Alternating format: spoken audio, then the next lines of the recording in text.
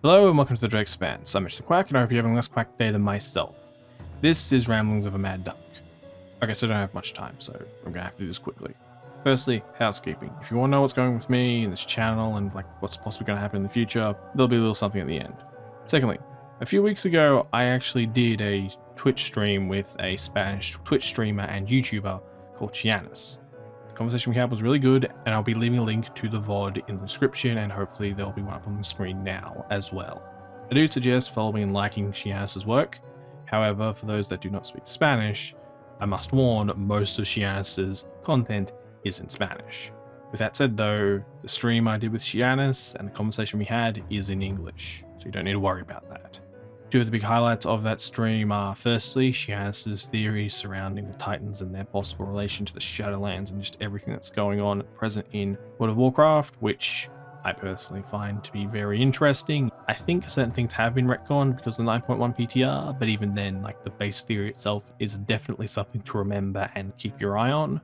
And the other highlight of the stream, I guess, is when I go into my thoughts on Bastion and Kyrian and how there basically seems to be a very neat loop of lore that ties Bastion and the Kyrian to the Titans and basically eventually circles around to Helia and Thorum's dead wife, Sif, and how Helia seemingly knew about the Shadowlands, how to access this, and basically give Odin what he was after when he asked for it.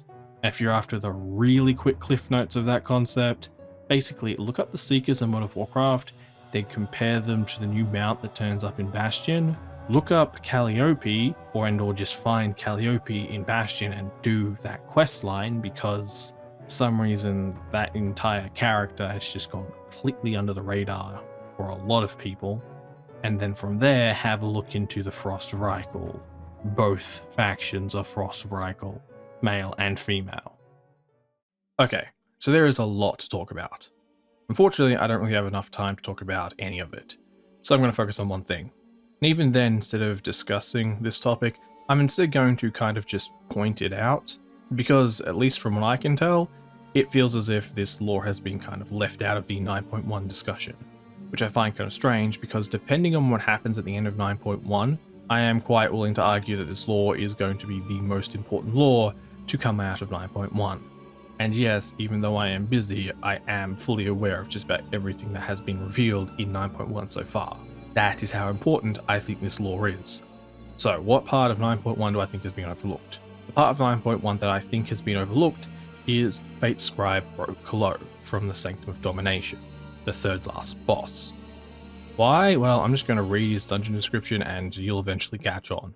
Once a Fate Scribe entrusted with Korthia's countless secrets, the Moorsworn seized roh-kalo and bound him to the jailer's will.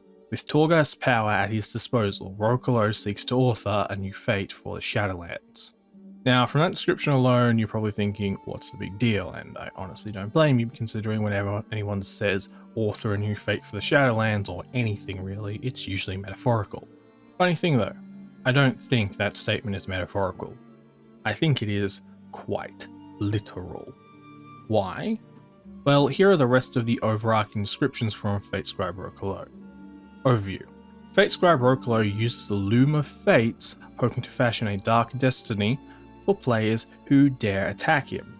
Quick action to realign the Loom of Fates will foil the Fate Scribe's plans. Stage 1. Scrying Fate. Fate Scribe roh-kalo twists fate itself into a weapon, reading players and spells to exploit their predictable weaknesses. Stage 2. Defying Destiny. Fate Scribe roh-kalo activates the Loom of Fates, amplifying those threads which empower him and hasten the demise of his enemies. Stage 3. Fated Terminus. Desperate to gain any edge he can, Fate Scribe roh-kalo begins to meddle with his enemies' fates while he continues his assault. So at this point, I honestly don't feel like I really need to go into why Fate Scribe roh-kalo is that important, considering if you have even a minute knowledge about Greek mythology, there is a very good chance you know what this boss fight is implying and the overall ramifications if that part of Greek mythology is applicable to World of Warcraft, and not only applicable to World of Warcraft, but also directly controlled out of the Shadowlands and or Torghast. if not both. The last two things I will add to this is, firstly, this fight and all the implications connected to the IRL lore actually explain why the Walker concept isn't just a MacGuffin to say we're the special. It actually contains a lot of meaning and possibilities surrounding the future of our character specifically, and our overall influence on the World of Warcraft universe.